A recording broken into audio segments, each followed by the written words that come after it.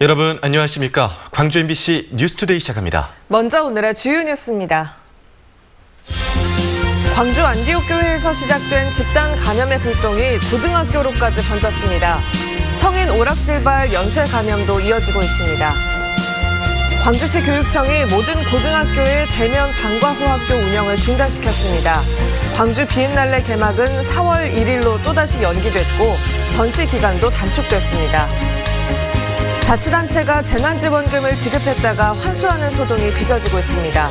코로나에 지친 소상공인들이 허탈해하고 있습니다. 기아 타이거즈가 홈구장에 스프링 캠프를 차렸습니다. 타이거즈가 해외로 전지훈련을 떠나지 않은 건 30년 만의 일입니다. 광주의 한 고등학교에서 특별 수업에 참여했던 학생들이 코로나19에 집단 감염됐습니다. 이 중에 한 명은 안디옥 교회와 관련한 확진자입니다. 성인 오락실발 코로나19는 어린이집까지 번졌습니다. 최근 열흘 동안에 나온 확진자가 지난 한 해 누적 확진자의 5분의 1에 육박합니다. 김철원 기자입니다. 8명의 코로나19 확진자가 나온 광주 남구의 한 여자 고등학교입니다. 확진된 여고생들은 취업에 대비한 교과외 특별반 수업에 참여했다가 감염된 것으로 확인됐습니다. 이 학교에서 안디옥 교회 관련자로 감염된 학생이 특별반 수업에 참여한 사실이 알려진 뒤 학생과 교직원을 전수조사한 결과입니다. 특히 미용반의 경우 실기 과목의 특성상 마스크를 제대로 쓰기 어려웠던 것으로 알려졌습니다. 앞서 지난달 28일엔 광주의 또 다른 고등학교에서도 방과 후 수업에 참여한 학생이 확진자로 나와 전수검사가 실시된 적이 있습니다. 이로써 안디옥 교회에서 비롯된 코로나 확진자는 109명으로 늘었습니다. 성인 오락실을 매개로 한 확진자도 늘어 지금까지 48명을 기록했습니다. 원생과 교사를 포함한 7명이 확진됐지만 감염원이 모호했던 광주 북구 어린이집의 경우 역학조사 결과 확진된 어린이의 아버지가 성인 오락실을 방문한 사실이 드러났습니다. 어린이집 원생 중에 부모 중에 한 분이 부모님이 저기를 성인 오락실을 다녀온 게 확인됐고 오늘 거기가 확진이 됐습니다. 확진자가 나온 성인 오락실은 현재 4곳으로 늘었는데 이용객이 여러 곳을 옮겨 다닌 게 확산의 원인으로 추정됩니다. TCS 국제학교와 안디옥 교회, 성인 오락실을 매개로 감염이 확산되면서 광주에선 열흘 만에 345명이 확진됐습니다. 지난 1년간 광주에서 발생한 확진자의 18%에 달하는 규모입니다. MBC 뉴스 김철원입니다. 광주 지역 고등학교에서 대면 방과 후 수업이 전면 중단됩니다.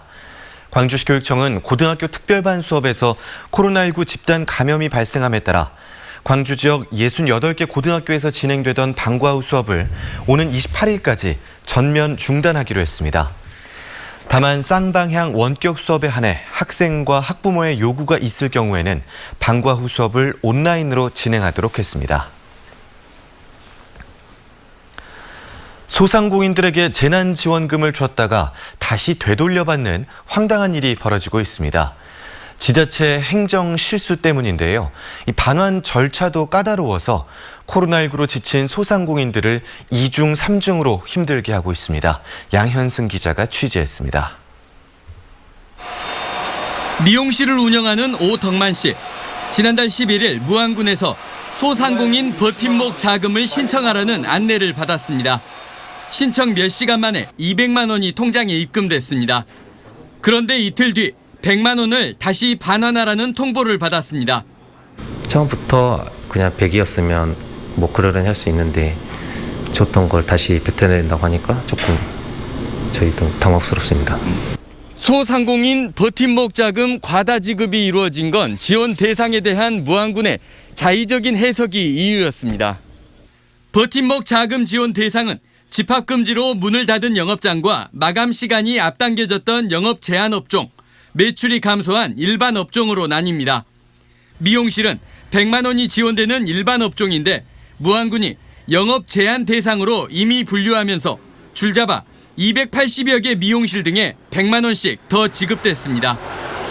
면적 제한도 영업 제한으로 생각을 해서 같은 국민으로서 조금이라도 더 받아야 될 거 아닙니까? 혜택. 강진군에서는 이 미용업뿐만 아니라 목욕탕까지 120여 곳이 과다 지원받았습니다. 역시 8제곱미터에 한 명씩 이용하도록 한 거리두기 방역 조치를 영업 제한 행정명령으로 확대 해석했습니다. 지역마다 다르기 때문에 저희가 일률적으로 할 수가 없어서 지역마다 이제 준 명단을 가지고 일단 기초 토대로 해서 이제 만들었거든요. 지자체에서 명단을 잘못 준 거죠, 저희한테.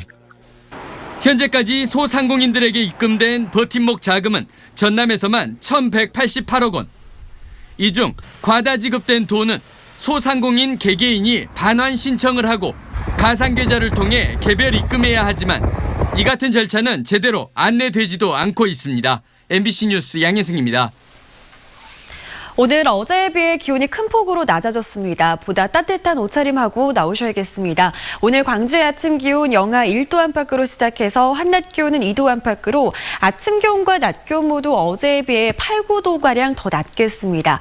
당분간 낮 동안에는 기온이 일시적으로 오르더라도 아침 기온은 영하권을 보이는 날이 많겠습니다. 추위 대비 잘하셔야겠습니다. 해안 지역을 중심으로는 날이 더 춥겠습니다. 바람 때문인데요. 도서 지역을 중심으로는 강풍주의보가 내려진 가운데 초속 최고 16m 안팎의 강한 바람이 불겠고요. 전해상에는 풍랑특보가 내려져 있는 상태입니다. 날이 춥긴 하지만 강한 바람이 불면서 공기는 깨끗한 상태고요. 오늘 종일 맑은 날씨가 이어지겠습니다. 하지만 늦은 저녁부터는 하늘빛이 점차 흐려지겠고 약한 눈이 날리겠습니다. 오늘 저녁부터 내일 새벽 사이 특히 광주와 전남 북부 지역을 중심으로 눈이 날리겠습니다. 날씨 정보였습니다. 12번째 우승을 향한 기아 타이거즈의 담금질이 시작됐습니다. 예년 같으면 따뜻한 곳을 찾아 원정 캠프를 꾸렸을 텐데요. 올해는 코로나19 상황으로 홈구장에 스프링 캠프가 차려졌습니다. 추운 날씨에 훈련하는 선수들에게는 부상 방지가 최대 과제가 되고 있습니다. 이재원 기자입니다. 챔피언스필드 지하 주차장이 거대한 런닝 트랙으로 변했습니다. 마스크를 눌러쓰고 전력 질주하는 선수들의 열기에 지하 주차장도 후끈 달아오릅니다. 지하 트랙에서 몸을 푼 선수들은 가벼운 캐치볼에 나섰습니다. 지난 91년 제주도를 제외하고 30년 만에 국내에서 진행되는 스프링 캠프의 최대 과제는 부상 방지. 코칭 스태프도 최대한 날씨 상황에 적응할 수 있는 훈련을 준비했습니다. 최대한 그렇게 심하게는 하면 안 될 것 같아요. 물론 뭐 열심히 안 하면 안 되지만 그래도 어느 정도 따뜻한 거를 생각해서 너무 움직이다 보면은 분명히 부상이 오기 때문에. 다음 달 19일까지 진행될 스프링 캠프에 참가하는 선수단은 모두 55명. 체력과 전술훈련 위주의 1군 캠프에는 투수 이의리와 박건우 등 신인 4명도 함께하고 있습니다. 또 맹댕과 터커, 브룩스 등 외국인 선수들은 자가 격리가 끝나면 차례대로 캠프에 합류할 예정입니다. 브룩스나 터커는 지금 검증되어 있는 선수이고 또 맹댕이라는 선수는 아직 접하지 못했지만 야구는 9명이 하는 것이기 때문에 저희 국내 선수들이 얼만큼 받쳐주느냐도 되게 중요할 것 같고요. 하지만 뚜렷한 전력 보강이 없고 양현종 선수의 이탈을 감안하면 기아의 전력은 지난해보다 후퇴했다는 평가를 받고 있습니다. 올 시즌 상위권을 목표로 하고 있는 윌리엄스 감독과 구단의 고민도 바로 여기에 있습니다. We have to look at all possibilities that are out there. It could, the person could come from within the organization. It could come from outside the organization too. But we have to uncover every opportunity. 사상 처음으로 홈구장에 스프링 캠프를 차린 기아 타이거즈. 어떤 식으로 발터울 연마에 올 시즌 팬들과 만날지 주목됩니다. MBC 뉴스 이재원입니다. 광주 비엔날레 개막이 또 연기됐습니다. 광주 비엔날레 재단은 코로나19가 확산하는 상황을 감안해 지난해 9월에서 올해 2월 말로 개막을 한 차례 연기한 데 이어 또다시 4월 1일로 개막일을 연기하고 전시 기간도 73일에서 39일로 단축하기로 했습니다. 또 시간대별로 관람객 수를 제한하고 방역을 위해 매주 월요일에는 휴관하기로 했습니다. 코로나19 확산을 막기 위해 설 연휴 기간 동안 영락공원과 망월묘지공원이 임시 폐쇄됩니다. 광주시는 오는 11일부터 나흘 동안 매년 명절에 30만 명의 추모객이 모이는 영락공원과 망월묘지공원을 임시 폐쇄하고 이하늘 장사정보 시스템에서 비대면 온라인 성묘를 할 수 있도록 하겠다고 밝혔습니다. 이하늘 장사정보 시스템은 광주시 홈페이지와 포털 사이트를 통해 접속이 가능하고 헌화와 추목을 작성, 차례상 꾸미기 등을 온라인으로 할 수 있습니다. 여야 대치 국면 속에 2월 임시국회의 막이 올랐습니다. 이번 회기에는 광주 전남의 현안 법안들이 처리될 수 있을지 관심을 모으고 있는데요. 이 아시아문화중심도시특별법은 본회의 통과 가능성이 점쳐지고 있고 한국에너지공대 법안은 이번 회기에는 녹록지 않을 것으로 전망됩니다. 이계상 기자입니다. 아시아 문화중심도시 조성에 관한 특별법은 2월 임시국회 때 처리해야 할 광주 전남 법안 가운데 가장 시급한 안건입니다. 기존 법안이 지난해 말로 시효가 만료됨에 따라서 국립아시아문화전당과 아시아문화원의 운영상 혼선이 거듭되고 있기 때문입니다. 아특법 개정안은 소관 상임위인 문화체육관광위원회를 통과해서 법사위와 본회의만 남겨두고 있습니다. 원내 다수당인 민주당은 이번 회기에 처리해야 할 주요 법안으로 지정해서 아특법 본회의 통과를 준비하고 있습니다. 야당이 반대는 하겠지만은 더 이상 미뤄져서는 안 된다는 그 절박함을 우리 당 지도부도 다 알고 있기 때문에 이번에는 어쨌든 통과시키려고 그렇게 노력을 하고 있습니다. 내년 3월 개교 목표가 정해진 한국에너지공과대학 관련 법안은 2월 임시국회 처리가 불투명한 상황입니다. 학생 선발 일정 등을 감안하면 늦어도 3월까지 법안이 통과돼야 하지만 해당 법안은 상임위원회 법안 소위 문턱조차 넘지 못해서 민주당은 이번 회기에 상임위 통과를 목표로 정했습니다. 개교 일정이 정해져 있기 때문에 이 법안의 이 통과 일정도 목표를 가지고 노력하고 있습니다. 우선 2월 임시국회에서 상임위 통과를 관철시킬 수 있도록 그렇게 노력하겠습니다.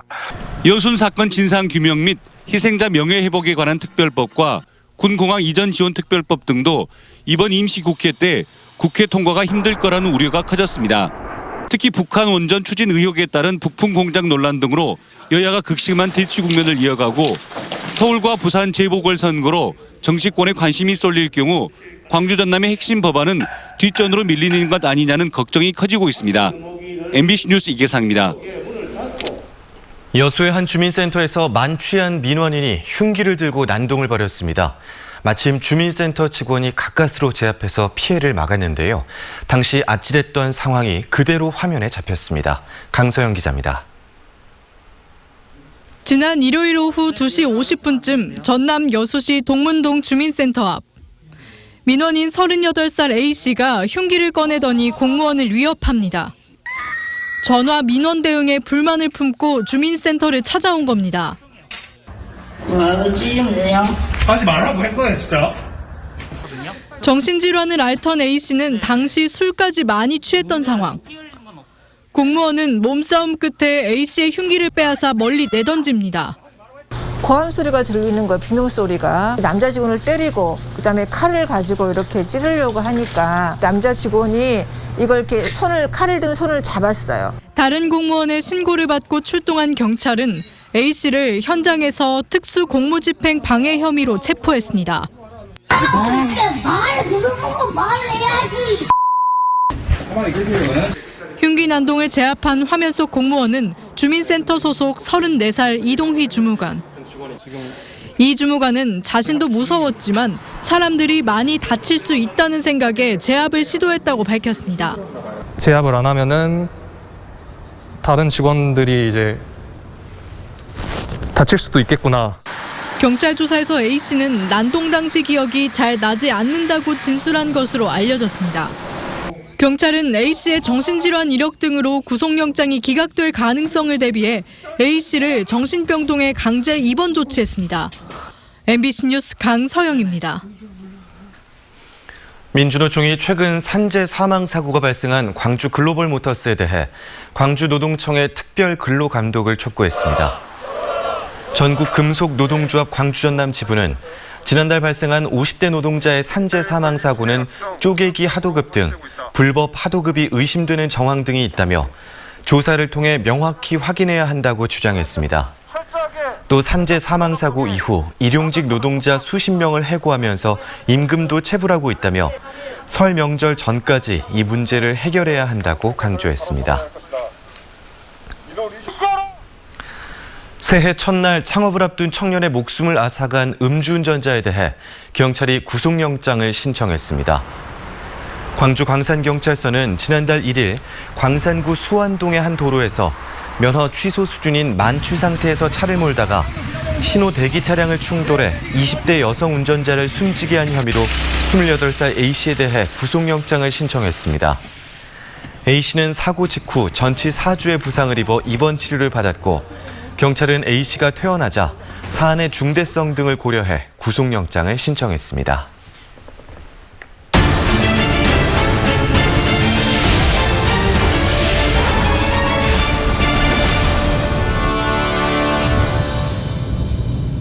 쪼그리 의자를 들어보셨나요? 장시간 쪼그려 앉아 일하는 농민들에게 필요한 의자인데 농사당국이 보급 사업에 나서면서 좋은 반응을 얻고 있습니다.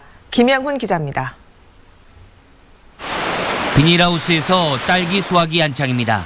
딸기를 따는 농민들 모두 엉덩이에 의자를 하나씩 착용하고 있습니다.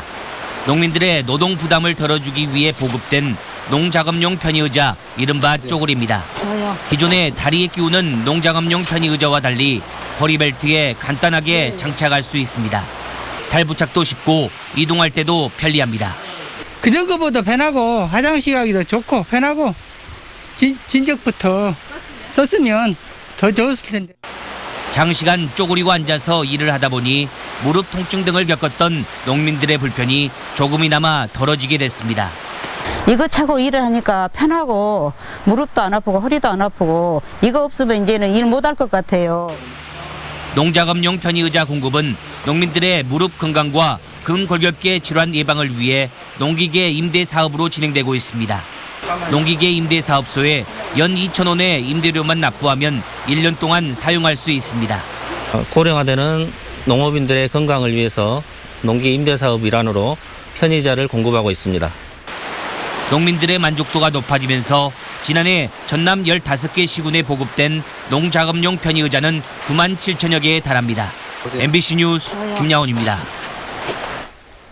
강진군이 지역 관광 명소인 가우도 출렁다리 명칭을 변경합니다.